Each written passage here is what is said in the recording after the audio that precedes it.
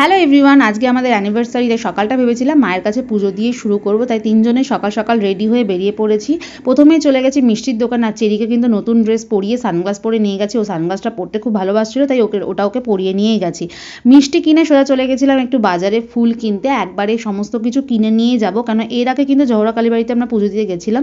ওটা first time ছিল, তাই বুঝতে পেরেছি কী কী লাগে বা কীভাবে পুজো দিতে হয়। তাই সেকেন্ড টাইম সমস্ত কিছু বাড়ি থেকে অ্যারেঞ্জ করে নিয়ে যাওয়া হচ্ছিল। সোজা তারপর মালা কিনতে আমরা মায়ের মন্দিরে পৌঁছে গেছি। মায়ের মন্দিরে গিয়ে আজকে দেখি বেশ ভালোই ভিড় আছে।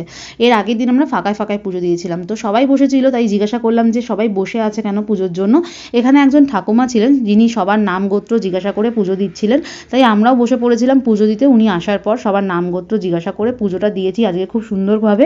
পুজো দেওয়ার পর বাইরে ধূপকাঠি মোমবাতি দেখিয়ে তারপর মায়ের সাথে একটু ফটো তুলে নিয়ে তারপর তিনজনে মিলে আবার সোজা চলে এসেছি। আজকে দিনটা প্রথমে মায়ের পুজো দিয়ে শুরু করলাম। ভিডিওটা কেমন লাগলো অবশ্যই কমেন্ট করে জানিও। টাটা, পরে ভিডিও